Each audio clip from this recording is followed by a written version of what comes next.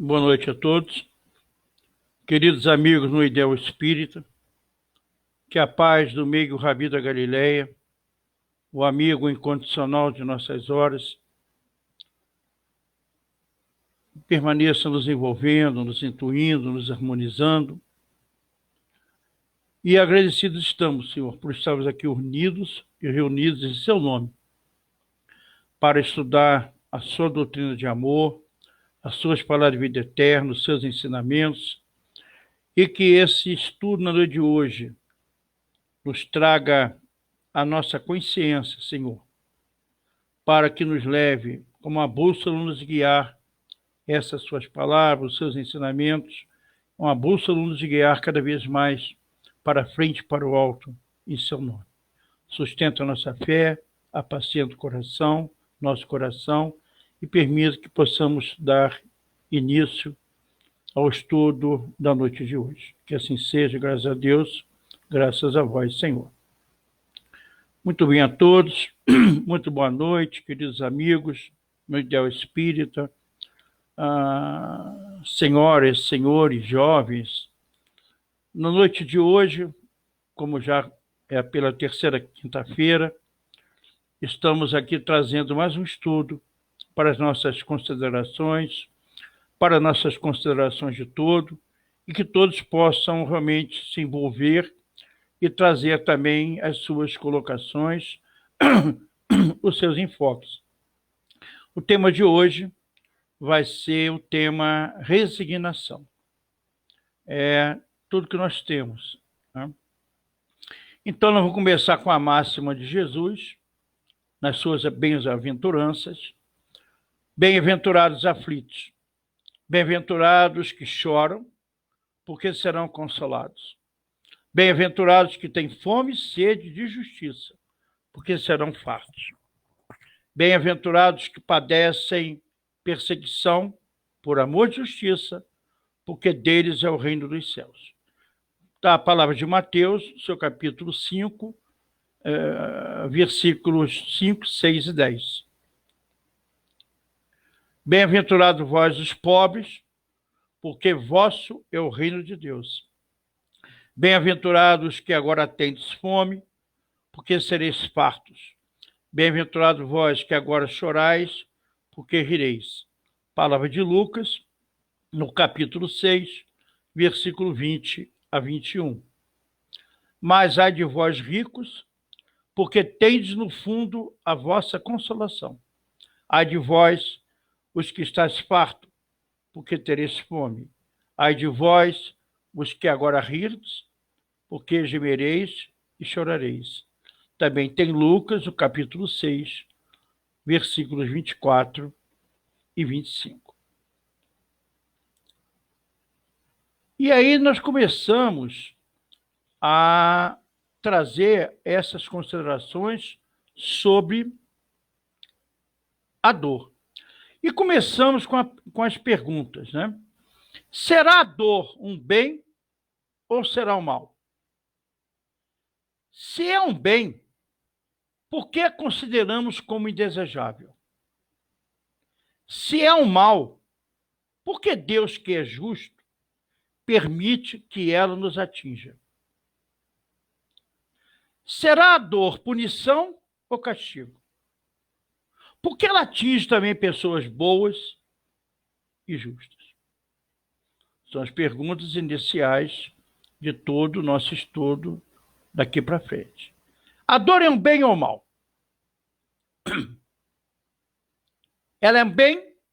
Se é bem, por que como nós a consideramos indesejável? É um bem. Mas se é um mal, por que Deus, que é justo, permita que ela nos atinja? Ah, Deus, eu não merecia isso. Será dor, punição ou castigo? Ah, Deus, eu não merecia isso. Sim, foi um homem bom, correto, justo, e esse câncer vem me atacar.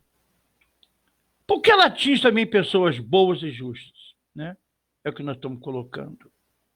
Aquelas pessoas que foram lineares, corretas, honestas, na senda do Evangelho de Jesus, e chega uma dor avassaladora de um câncer e leva ela. Diante da dor, qual a atitude a assumir? De revolta ou de submissão incondicional e passiva? São as opções que nós temos. Qual é a atitude que nós vamos assumir quando a dor nos toca? A dor chega. É de revolta ou de submissão incondicional e passiva? Então, são perguntas que todos nós fazemos, né? Quando a dor chega. Ela é um bem ou mal? Se é um bem, porque é indesejável. Se é um mal, porque Deus permite que ela nos atinja. Ela, a dor, é punição ou castigo? Se é, porque ela atinge pessoas boas e justas? Qual é a atitude que nós temos perante a dor? Então, ao longo da caminhada, nós fazemos essas perguntas e a maioria de nós não consegue encontrar resposta nas religiões, né, que estão todas por aí, né, por todas as religiões. Porque são respostas que quando você pergunta a Deus, por que nasce a criança cega, surda e muda, autista, especial, paraplégica, tetraplégica, em corpos disformes, e outras nascem num berço, nascem num corpo bonito. Outras nascem na fome, na miséria, na massarda, na agonia, nas favelas, e outros nascem na mansão, numa casa de uma família abastada. Que Deus é esse que permite essa separação, privilegiando a uns em detrimento a outros?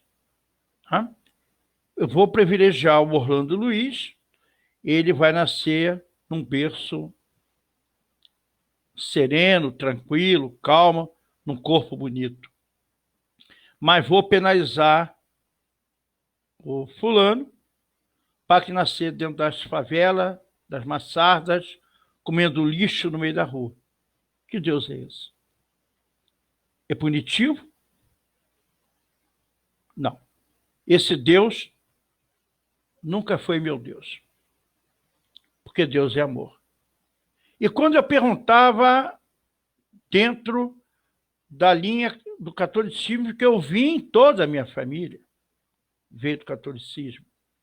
A minha mãe e meu pai tinham a indulgência papal do Paulo VI, mas eu nunca me conformei com essas respostas que eu fazia e não tinha resposta com essas perguntas.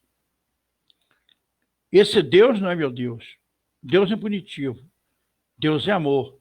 Onipresente, onisciente, onipotente, ele é Deus. Sabe cada folha que cai no universo. E aí nos lembramos, justamente, aí vem, quando nós adentramos a essa doutrina de amor, que é o Cristo Consolador, não vos deixareis órfãos, enviarei o meu Consolador. E o Consolador se faz presente, como a doutrina espírita, sem dúvida, né? Aqui falando que nós somos espíritos imortais, somos viajores do tempo, indo e vindo quantas vezes foram necessárias ao nosso melhoramento, ao nosso aprimoramento espiritual. Ou seja, somos viajores do tempo. Estamos aqui encarnando, reencarnando, encarnando e reencarnando. Bendita reencarnação, que nos dá a possibilidade de aparar os erros do ontem. Bendita reencarnação, que nos dá a possibilidade de crescermos nesse corpo, nesse casulo de carne. Bendita reencarnação, que nos esclarece, que nos dá um lenitivo, ou pelo amor, ou pela dor, né? Então, não Então, quando começamos a pensar e começamos a nos lembrar do nosso Manuel, o espírito Manuel Filomeno Miranda, pelo nosso querido Dival Pereira Franco, no livro Transtornos Psiquiátricos e Obsessivos, quando o Manuel Filomeno Miranda Espírito, ele tem uma frase que ela faz justamente essa colocação que estamos colocando aqui. E ele fala, ele fecha falando assim: o Espiritismo é, sem dúvida, a ciência de libertação, de consciência e de vida, porque atua na causa das aflições humanas no nascedouro do espírito imortal. Né? Essa doutrina de amor. Então, ela é o Cristo Consolador que Jesus nos enviou. Ela vem nos consolar na perda do doente querido, nos nossos problemas, nas nossas dores, nas nossas dificuldades, nas nossas agonias, na nossa tristeza. Ela nos apacenta o nosso coração, nos dá certeza que jamais estamos órfãos. Somos tutelados pelos seus luzeiros de amor. Jamais estaremos abandonados. Né? Então, que a morte não existe, a vida continua. Que a verdadeira pátria não é essa daqui. Essa pátria que nós vivemos hoje, na Terra, é a pátria do crescimento espiritual. Perguntava ao Chico assim, Chico Xavier, o que é que nós estamos fazendo aqui nesse planeta? E o Chico respondia, meus filhos, nós estamos aqui desidratando, ou pelo suor do trabalho, ou pela lágrima da dor. Né? Então, nós vamos continuar. Por que o ser humano sofre? Porque ele não sabe quem é ele mesmo, a sua razão de viver, o sentido da vida, de onde ele veio, para onde ele vai. Ou seja, ele não sabe nada sobre si mesmo.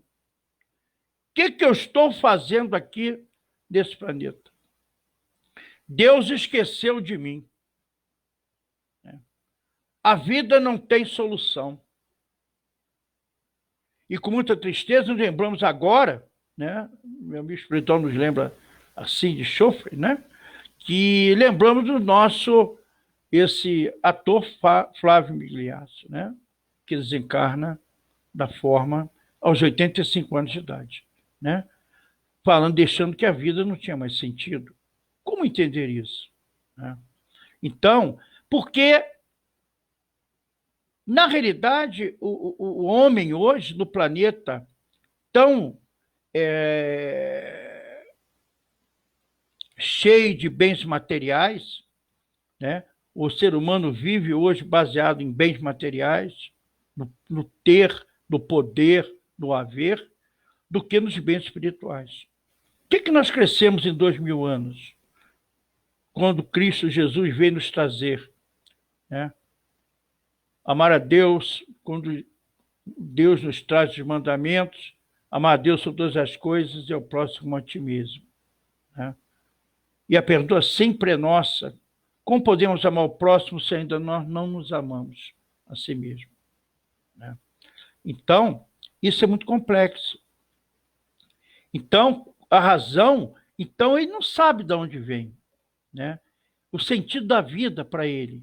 O que importa para ele a vida? Então ele desiste. Então, por isso que estamos vendo hoje, né? A dor, as depressões, os suicídios cada vez mais, principalmente agora na pandemia que o planeta está vivenciando, né? Porque depressão hoje segundo a Organização Mundial de Saúde, são 350 milhões de depressivos no mundo catalogados.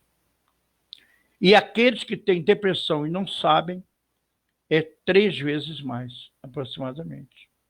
Ou seja, nós estamos falando em quase 1,5 bilhão a 2 bilhões de habitantes no planeta de 7 bilhões de habitantes. Isso é grave, isso é pandemia. Suicídio a cada 4 minutos, uma pessoa se suicida no mundo. Estado pandêmico. Então, a pessoa perde o sentido da vida. As pessoas não declaram, a imprensa, não, a maioria não toca muito das pessoas que suicidam. Por quê? Para não incentivar outras a se suicidarem. Né? É um incentivo. Aqui no Rio de Janeiro, na cidade do Rio de Janeiro, né, tem lugares aí, às vezes, dentro do metrô, o metrô para e caso de suicídio, eles não divulgam. Né? A Universidade do Rio de Janeiro, volta e meia, um irmão pula lá de cima dos prédios e ninguém divulga, para não incentivar outros a não se suicidarem. Isso é muito triste. Então, as pessoas perdem a razão de viver, o sentido da vida, né? Porque não sabe de onde veio, o que nós estamos fazendo aqui e para onde vamos. Não contemplam o espírito imortal. Né? E graças a Deus hoje, as universidades estão abrindo, né, para a espiritualidade.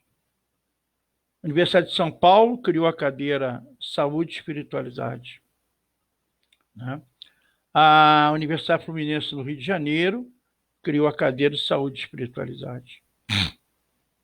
A Universidade do Estado do Rio de Janeiro criou a cadeira Saúde e Espiritualidade. O INCOR já trabalha pacientes há algum tempo com passe magnético. No Rio de Janeiro, o INCA, o INTO, que é traumatologia, trabalha pacientes com passe magnético. Né? O Rede Sara, no Rio de Janeiro, trabalha pacientes, alguns com passe magnético. Ou seja, é a espiritualidade arrombando as portas da universidade. Graças a Deus. Né? Para tentar, porque o homem tem que se encontrar. Né? Quem é ele? Ele é espírito imortal. Ele tem que ter consciência e certeza que a morte não existe, a vida continua. Que o que ele fizer aqui, ele vai resgatar perante aquilo que ele plantou. Porque o Jesus nos afirma, a semeadura é livre, mas a colheita é obrigatória. E vamos continuar. Então, no mundo, só tereis aflição. Livro dos Espíritos, capítulo 5, na segunda parte. E escolha das provas, na pergunta 258. No estado errante, antes da nova existência corpórea, o espírito tem consciência e previsão do que vai lhe acontecer durante a vida? Pergunta 258, escolha das provas, Livro dos Espíritos. Kardec pergunta aos espíritos que estavam ali ajudando a trazer, compilar aquele livro, Livro dos Espíritos, com as suas perguntas e as respostas sempre dos espíritos. E a resposta vem. Ele mesmo escolhe o gênero de provas que deseja sofrer. Nisso consiste o seu livre-arbítrio. Porque nós temos o livre-arbítrio das nossas escolhas, desde que reencarnamos. Toda hora, todo momento, nós estamos escolhendo as nossas provas. Faço isso, faço aquilo. Vou para lá, vou para cá. É o livre-arbítrio nosso. Tomamos decisões corretas, tomamos decisões erradas. São as nossas escolhas. Né? Porque as leis de Deus estão gravadas onde? Na nossa consciência. Nós sabemos quando nós infringimos a lei de Deus. Né? Nós sabemos. Né?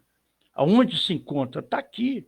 Um assassino potencial, quando jogam a arma para nós, ele sabe naquele momento, ele sabe no íntimo dele que ele vai infringir a lei de Deus, não matarás.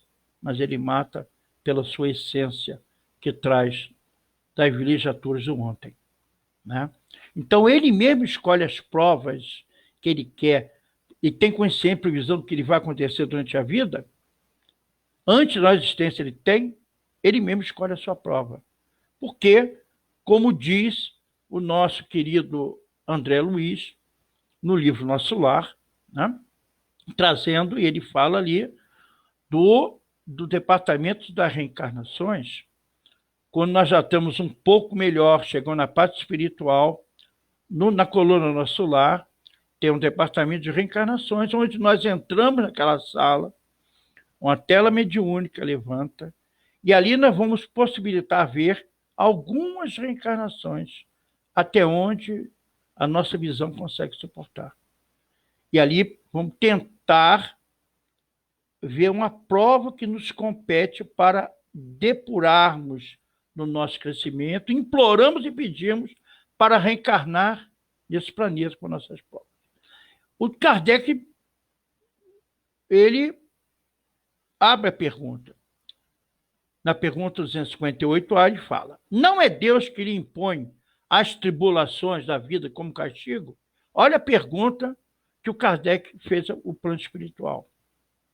E o Espírito de Verdade, né, responde: nada acontece sem a permissão de Deus. Dando ao Espírito a liberdade de escolha, deixa-lhe toda a responsabilidade dos seus atos e das suas consequências. Olha, então, vós sois artífices da vossa própria mortalidade. Palavra de Jesus. Ou seja, nós somos responsáveis pela nossa mortalidade. Nós somos responsáveis por aquilo que nós fazemos, né? Aí consiste toda a responsabilidade do nosso usado, das nossas consequências. Então, todas essas vicissitudes da vida, nós podemos levar sob dois ângulos. Em vista da encarnação atual. Então, vamos fazer reflexões sobre o sofrimento visando a encarnação atual. Em caso de doença, será que me descuidei da alimentação? No caso do filho escolher o caminho do vício, dei-lhe a devida educação e os cuidados necessários? No caso de uma querela familiar, do embate familiar, será que não fui injusto para com tal pessoa? Isso são as tribulações da encarnação atual. Em caso de doença, será que eu descuidei da alimentação? Né? Comendo demais, fazendo um monte de absurdo com o nosso corpo? No caso do filho escolher o caminho do vício, da droga, do álcool, será que eu dei a devida educação a ele? Né? O que nos compete com relação aos nossos filhos, nós somos fiéis depositários desses espíritos que reencarnam no nosso seio da nossa família, como pai, como mãe. Nos compete dar o amor, o carinho, o atendimento, a benevolência, a educação, dar os ensinamentos de Deus. E, a partir daí, a caminhada evolutiva é de cada um. Porque nossos filhos são espíritos como nós e vieram para esse planeta também em prova como nós estamos. Vieram para a nossa pleite familiar, para pararmos as nossas arestas dentro do nosso lar. Tá? E ali estamos em prova. Agora, se damos tudo isso, estamos no caminho linear correto, ele vai tomar o desvio, nos lamenta apenas chorar por isso. Não compactuar com seus erros, mas jamais vamos abandoná-los. Né? Mas a escolha foi dele. O livre-arbítrio foi dele. O que nós compete é nossa consciência em paz que nós fizemos o nosso melhor quando estamos sob a nossa tutela. Né? No caso de uma querela, quando nós exaltamos, será que eu fui demais injusto com aquela pessoa que me falou uma coisa e outra? Que num relacionamento, numa família, é o grande caldeirão de burilamento de almas. Né? Volta e meia nós nos excedemos. Né? E falamos coisas que não gostaríamos de ter falado. Mas, se não é dessa encarnação, dessa, pode ser em vista da encarnação passada. Então, não encontrando resposta nessa, nós devemos reportar o que é encarnação passada. Então, os sofrimentos por causas anteriores são frequentes, né? Como das causas atuais. A consequência natural da falta cometida. Se você foi duro e desumano, ele poderá ser, a seu turno, tratado duramente com desumanidade. Se foi orgulhoso, esse espírito poderá nascer numa condição humilhante. Se foi avarento, egoísta, ou se fez mal da fortuna, poderá ser privado do necessário.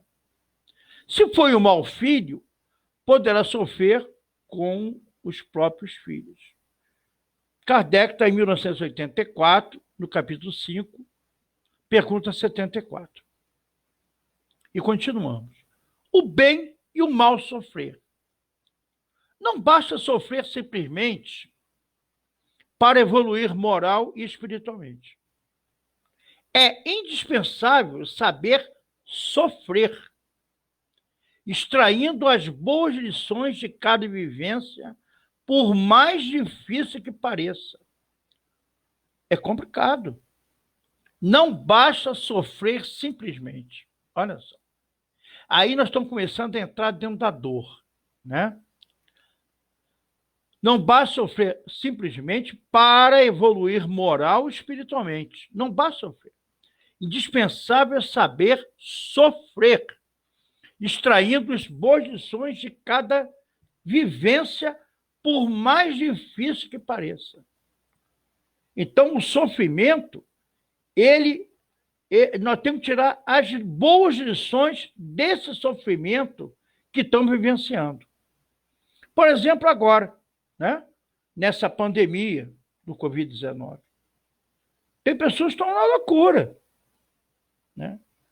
No fechamento social, no afastamento, né? Mas nós temos que tirar excelentes lições dessa situação que está vivenciando hoje. Porque Deus não joga dados, né? Deus é amor e está no comando. Esse planeta tem um governador, que é Jesus, né? Então nós temos que tirar as boas lições de cada vivência dessa que está fazendo.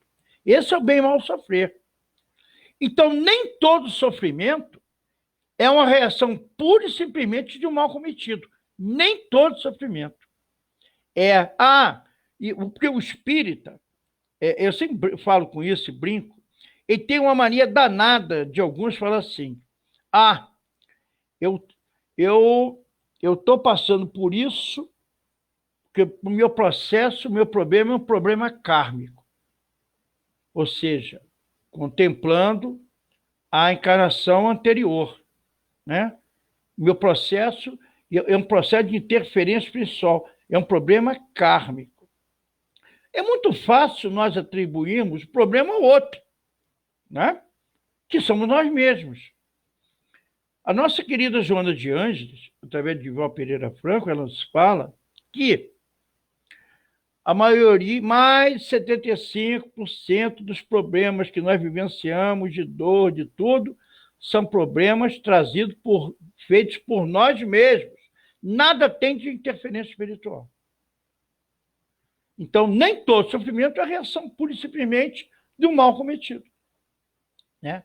É o da agora, vivenciando agora esses problemas. Mas muitos espíritos também são ávidos de progresso. Querem escolher vidas penosas para concluir a sua depuração e ativar o seu progresso. Tem espírito que é ávido, cometeu tanto erro ao longo da caminhada, porque nós, ao longo do caminho, cometemos nossos erros. Nós já matamos, já roubamos, já levamos pessoas à loucura, à fome, à miséria, ao descalabro. Nós já fizemos tudo isso. Como diz a nossa Joana de Ângeles, não tem nenhum espírito inocente encarnado nesse planeta. Todos nós estamos aqui envolvidos na lei de causa e efeito e ação e reação. Não tem nenhum inocente que adentrou. O único que chegou aqui limpo foi Jesus. o espírito de luz, né? Então, esses espíritos que aprontaram ao longo do caminho, como nós aprontamos, né? Não tem nenhum bonzinho aqui. Hoje nós estamos até bonzinhos, já não matamos, já não roubamos, já não levamos a ninguém a loucura, a miséria, a fome, mas já fizemos tudo isso. Então, quando vemos no painel da vida, do outro lado, o que nós fizemos, pedimos sofregamente para reencarnar rápido e passar as dificuldades e as dores para resgatar aquilo que nós fizemos ontem errado. E eu sempre brinco, fora da caridade não há salvação. E eu completo, fora da reencarnação não há explicação. Aí continuamos. Então, esses espíritos hábitos vêm ao longo do caminho, né, com essas dificuldades, pedindo, sôfregos. Tivemos casos de Mahatma Gandhi, Madre Teresa de Calcutá, Irmã Dulce, Franciscano Xavier, doutora Adolfo Bezerra de Menezes e tantos outros espíritos de escola que ali chegaram a esse planeta pedindo para completar, né? Então, nos lembramos, então ainda começamos, esses espíritos ávidos, eles vêm nessas provas difíceis, em corpos difíceis, complicados, para concluir a sua depuração e ativar o seu progresso. Nós vamos ver mais na frente isso. Nós temos 3 tipos de dores que podemos levantar.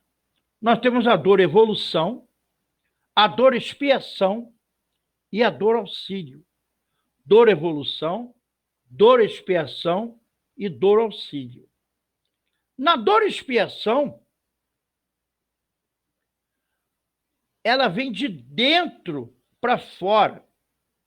Ela marca a criatura no caminho dos séculos, detendo em complicados labirintos de aflição para regenerá-la perante a justiça. Essa é a dor de expiação. Essa é a dor difícil, né? Ela vem de dentro para fora. O espírito não tem muita escolha, né? Ele não tem oportunidade, não, porque ele pintou tanto, ele errou tanto, fez tanto mal, que ele é basicamente compulsório ele adentrar o corpo de carne e vir nas situações difíceis, complicadas, em labirinto de aflição, né?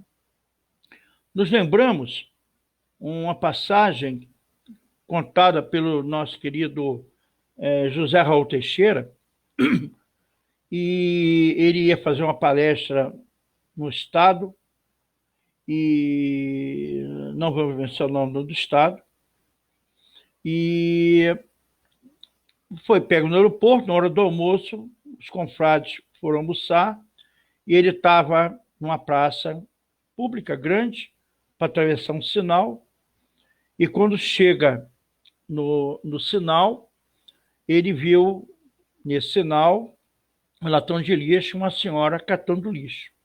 E aquilo deixou ele olhou aquela cena toda, fez questão de ajudá-la. Só que o sinal abriu, os irmãos que estavam com eles, confrades, pegaram ele, atravessaram aquela avenida, com muita gente, e ele ficou na agonia de não ter ajudado aquela senhora que ali se encontrava.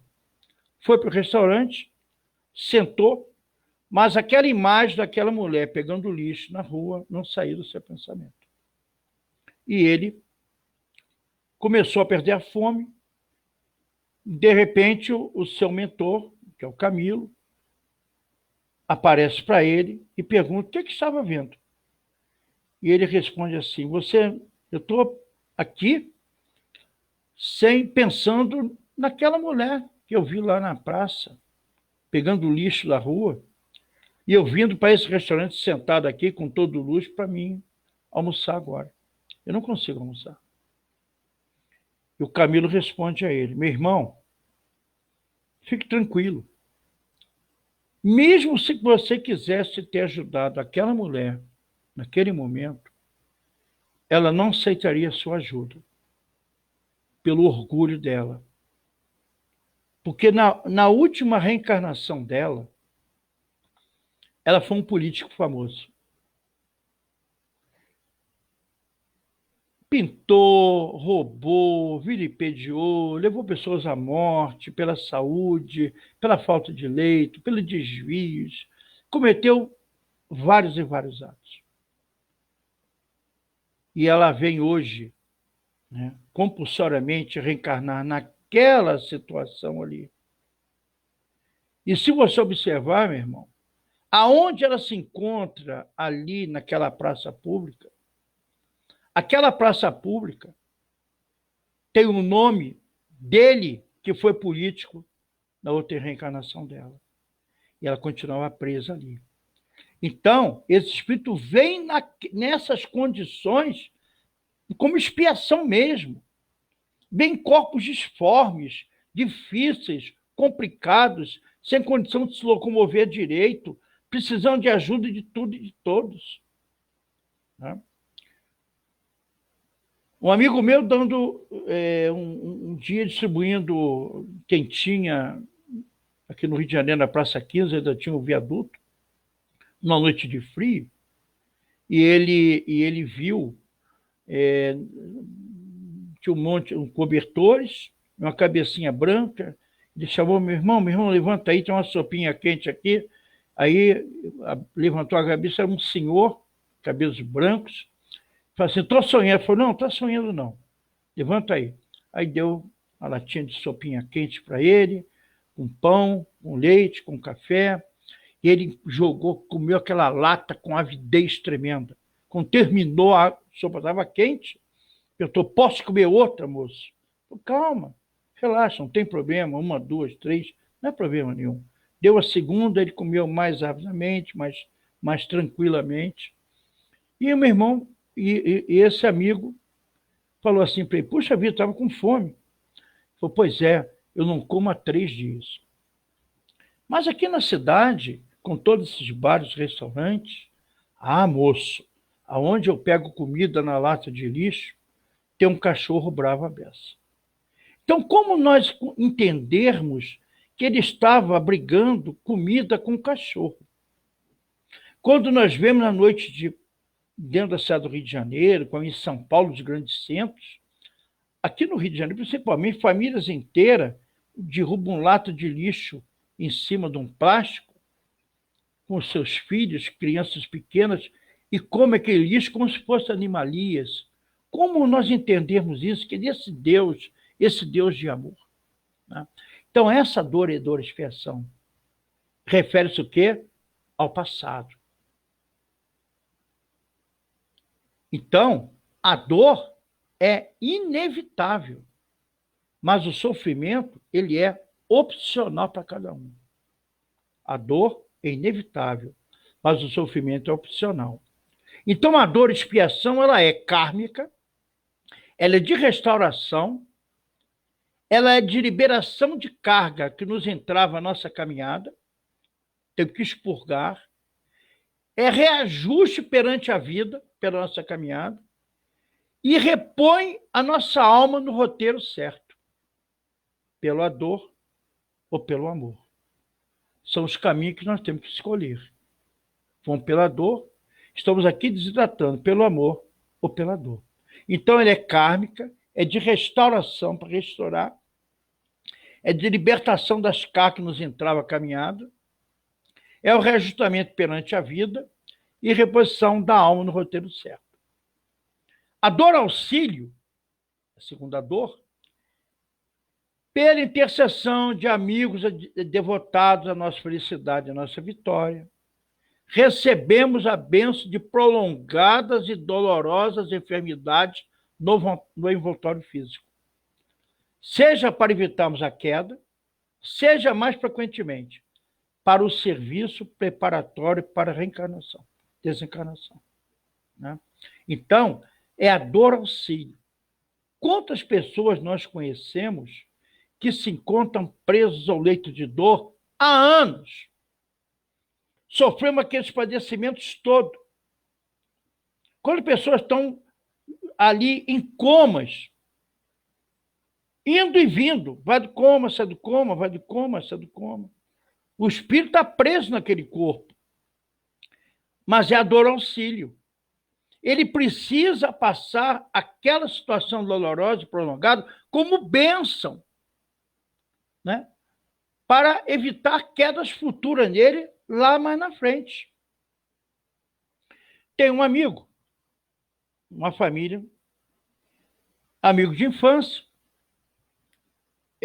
não vou declinar o nome, eram 3 irmãos, nascidos num berço espírita. Pai, presidente de casa espírita. Mãe, esposa, espírita. Tiveram filhos, se casaram, um se formou em médico urologista, um outro economista e o outro em ciências contábeis. Se casaram com filhos. Esse irmão querido, que já desencarnou, que nós vamos falar dele agora, trazendo para esse fato, ele, com filho já com 10, 12 anos de idade, ele tem uma pedra nos rins grande, isso há 22 anos atrás, e essa pedra não conseguia sair, não conseguia expelir. O médico urologista pediu um amigo dele, que era cirurgião, para que tentasse solucionar o caso dele, e naquela está começando a litostripsia, que era a explosão da pedra. Ele fez, no momento, não deu certo, e tinha que fazer a operação ainda do rim aberto. Foi para mesmo no centro cirúrgico, e na anestesia ele entra em coma profundo. Passou ali 3, 4, 5, 6 dias em coma profundo, ninguém saía, foi desligado os equipamentos, ele foi levado para casa, vivo. Foi montado um quarto, e ali ele ficou, naquela vida vegetativa, se alimentando por via venosa. 19 anos, preso àquele corpo de carne. A mãe do lado dele, os irmãos todos casados, os filhos cresceram, se casaram e tiveram neto. E ele, 19 anos. Um dos irmãos se tornou presidente de uma casa espírita.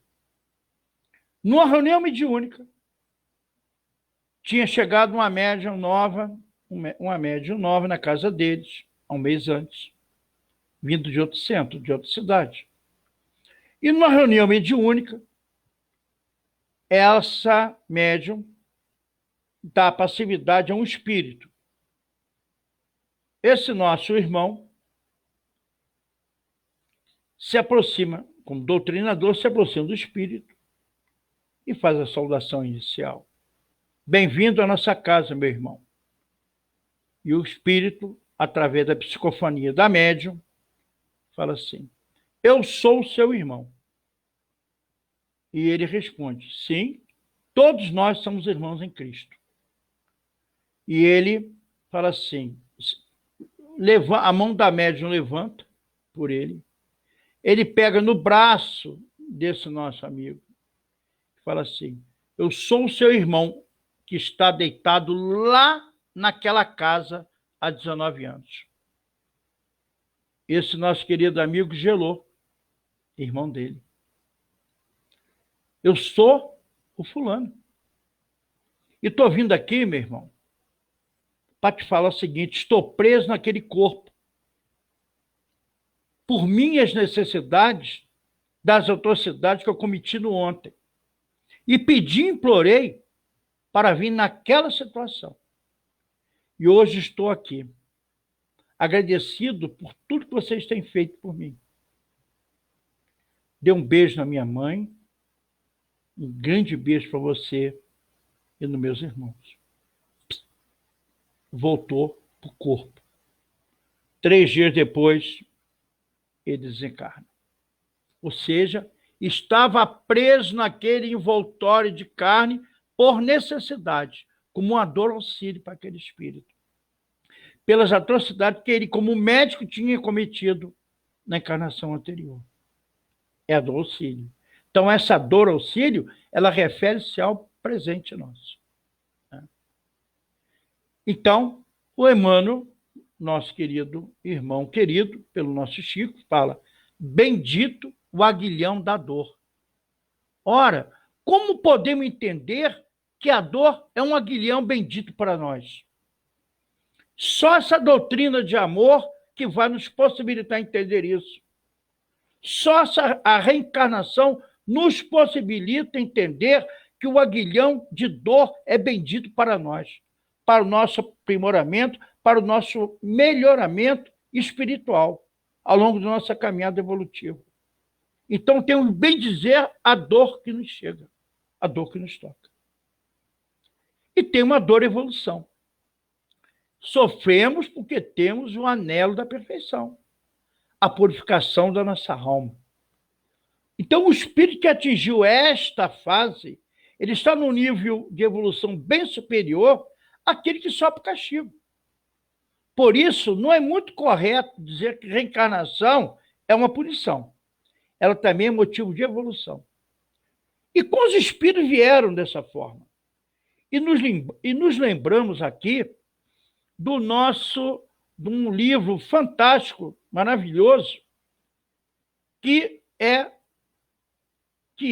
A Vida Extraordinária de Jesus Gonçalves.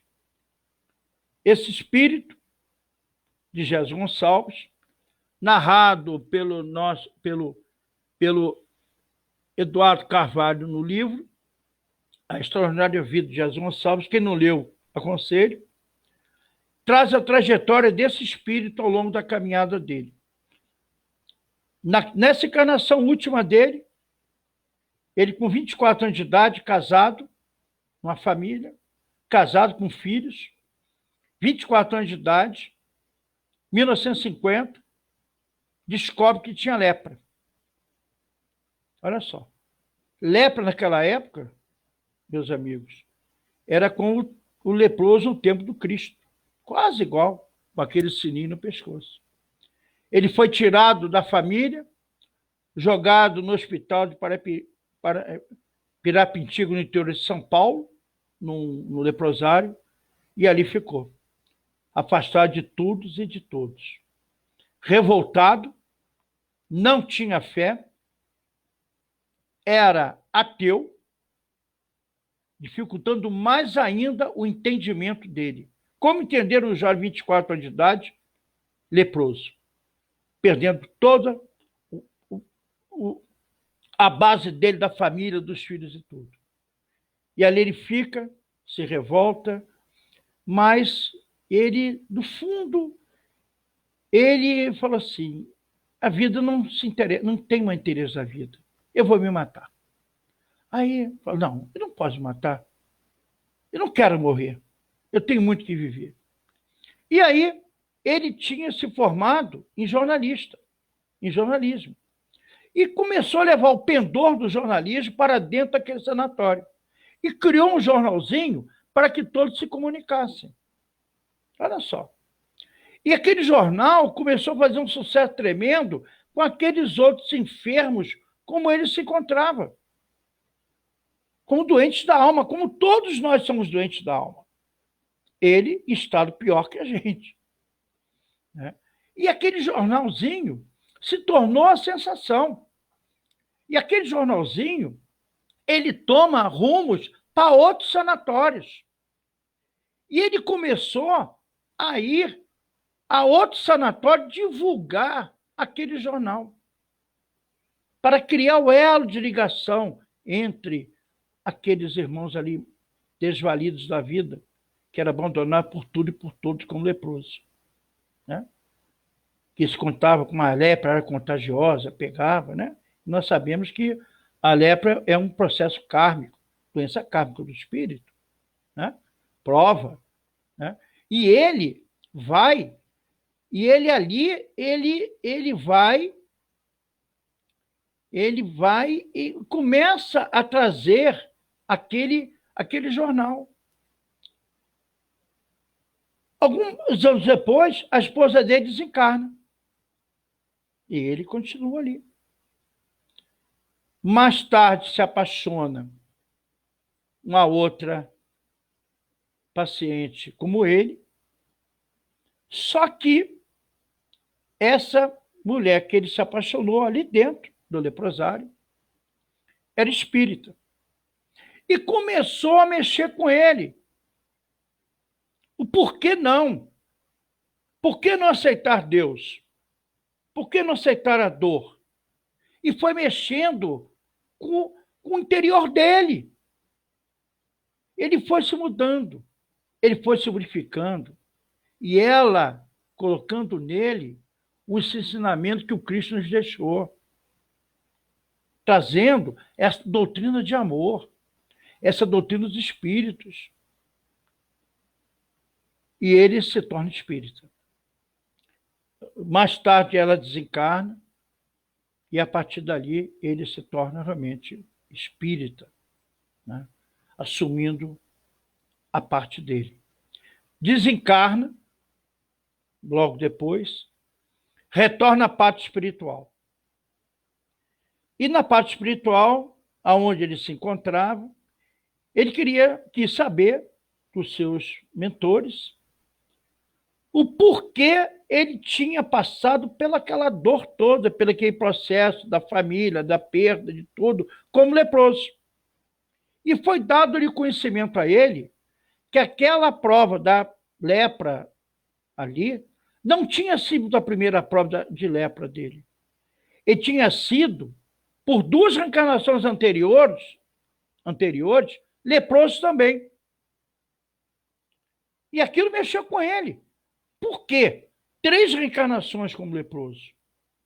Porque foi dado-lhe conhecimento que lá atrás, muito atrás, ele tinha sido um espírito chamado Alarico, rei dos visigodos. Né? Todos nós conhecemos Alarico, mal, perverso, chegava nas aldeias século XIII, por aí, matava, roubava, matava todo mundo, crianças, jovens, velhos. Depois, mais à frente, reencarna de novo esse mesmo espírito, como Alarico II, neto de Alarico I, ele próprio. Pior que o avô. Mais tarde, reencarna esse mesmo espírito na França, como cardeal Richelieu. Olha só. Mal, perverso, dentro da Santa Inquisição, matando. Então, se complicou ao longo do caminho. E quando esse espírito, na parte espiritual, no departamento, começa a ver o que mal que ele tinha feito ao longo do caminho, ele pede e implora para vir 3 vezes leproso, para que essa dor, evolução para ele, que refere-se ao futuro, que ele pudesse granjear motivo dele de evolução, resgatando todo aquele mal que ele fez ao longo do caminho. Então, nós temos que pensar muito sobre isso. O que representa a dor para nós? Aí, nós temos os motivos de resignação. Já estamos chegando ao finalzinho. Então, as provas têm por fim exercitar a inteligência, tanto quanto a paciência e a resignação. Olha só. Pode-se dar ao homem que nasce em posição difícil e penosa, precisamente para se ver obrigado a procurar meios de vencer as suas dificuldades. Né? Então, as provas têm por fim exercitar a inteligência, tanto quanto a paciência e a resignação. Né? Então, pode-se dar ao homem que ele nasça em uma posição difícil e penosa, precisamente para se ver obrigado a procurar meio de vencer as suas dificuldades. Então, começamos a fazer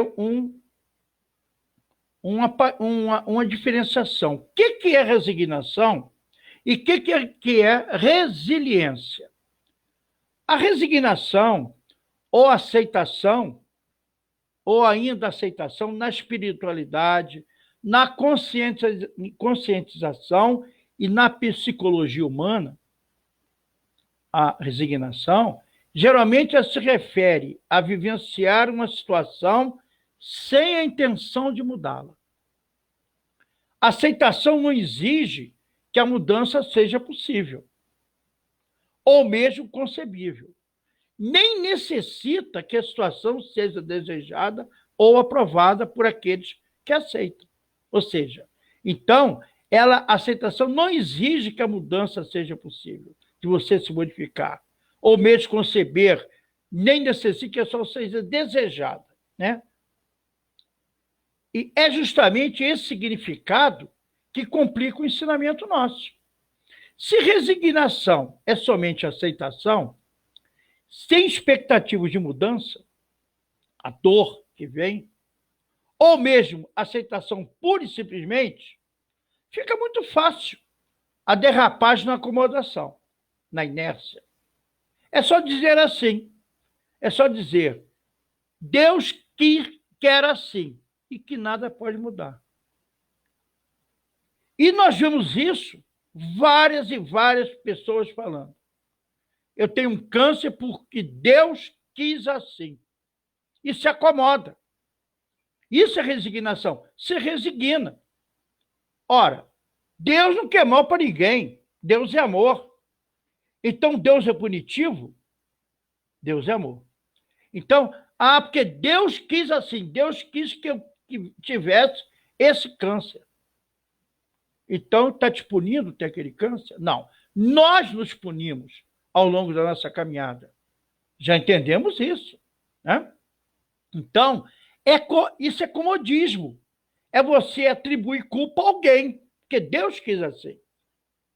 Mas, já resiliência é uma combinação de fatores que dão ao ser humano condições para superar, enfrentar e superar problemas e adversidades, sem estressar ou entrar em surto psicológico. Isso é resiliência. Repetimos, é uma combinação de fatores que dão ao ser humano condições para enfrentar e superar problemas e adversidade sem estressar ou entrar em surtos psicológicos, né? Então, tais conquistas, face a essas decisões, propiciam forças na pessoa para enfrentar a adversidade. Então, a resiliência é a capacidade de se recuperar de situações de crises e aprender com ela. É ter a mente flexível, o pensamento otimista, como metas claras e a certeza que tudo na vida passa. Tudo na vida passa. Então, nós perguntamos, vamos trazer justamente, né? Nós vamos trazer a resiliência, superar problemas e adversidades sem se estressar. O que nós estamos vendo hoje, sem entrar em surto psicológico, né? Estamos vendo hoje a pandemia que está assolando o planeta. Tem pessoas desesperadas. E o Emmanuel, a Joana de Anjos, no livro Leis Morais da Vida, que nós estamos trazendo algumas coisinhas, ela fala assim, coisa alguma se te afigura apavoradora. A vida são as experiências vitoriosas ou não, que têm, seja aquisições para o equilíbrio e a sabedoria. Não sobre, portanto, por antecipação. Nem permite que o fantasma do medo te perturbe o discernimento ante os cometimentos úteis ou te assustem, gerando perturbação e receio injustificado. Porque quando tememos, e continua, quando tememos algo, deixamos-nos dominar por forças desconhecidas de personalidade que instalam lamentáveis processos de distonias nervosas, avançando para o desarranjo mental. Olha só. E é o que nós estamos vendo justamente hoje nessa pandemia. As pessoas com medo de morrer, né? Com medo de morrer, né? O medo avulta os contornos dos fatos, tornando-se falsos e exagerando a significação, né? Doenças, problemas, notícias, viagens, revoluções, o porvir, não os tema. Nunca serão conforme você supõe. Não são piores umas enfermidades do que outras. Todas fazem sofrer, especialmente quando se as teme, e não se encoraja em recebê-las como elevada posição da confiança de Deus. Ou nós confiamos, ou não confiamos. Então, o problema, esse momento é um momento grave. É um momento de termos, como diz, temos a resiliência de enfrentar e superar problemas de diversidade sem estressar ou entrar em surto psicológico. Hoje, cada vez mais, as depressões estão aí, nesse estado de pandemia. O suicídio está aumentando cada vez mais, porque nós não temos a resiliência de condição de enfrentar essa possibilidade. Que o máximo que pode acontecer é nós morrermos. Mas nós sabemos que a morte não existe e a vida continua, né? Cada um está no seu momento, cada um está na sua hora. E para encerrarmos, então, tais conquistas, né, faces a essas decisões todas, propiciam força na pessoa para enfrentar a adversidade, né? Bom, então, o que nos faz resignados ou resilientes? A grande segredo, se é que podemos assim falar, encontra a guarita na fé. A fé humana em si mesmo, a autoconfiança. A fé divina no Criador. Certeza absoluta que não estamos sós, de que tudo na vida passa e que as nossas dores chegarão logo ao final. E para encerrarmos, lembremos da oração da serenidade, em que pedimos a Deus serenidade para aceitarmos as coisas que não podemos modificar, coragem para modificarmos aquelas que podemos e sabedoria para distinguirmos uma das outras. Muita paz, muita harmonia, muita serenidade. Obrigado pela paciência de nos ouvir na noite de hoje e que possamos introjetar esses ensinamentos que essa doutrina de amor nos diz. Obrigado, Senhor, por tudo que tem nos dado. Pela serenidade, pela fé, Senhor. Envolva, Senhor, a todos quantos estão temerosos, a todos aqueles que se encontram na afasia, na tristeza, na agonia, nas dores dentro dessa pandemia. Envolva esses irmãos, Senhor, que não têm fé em vós, Senhor. Envolva nas suas dores, dá-lhe o seu lenitivo, que o seu manto de amor possa envolver a cada irmão do caminho que se encontra também em prova, como nós nos encontramos. Apacenta os seus corações, apacenta os nossos corações, apacenta as nossas mentes, Senhor, nos dando força e coragem para prosseguirmos cada vez mais para frente, para o alto, com fé, força, resignação e coragem.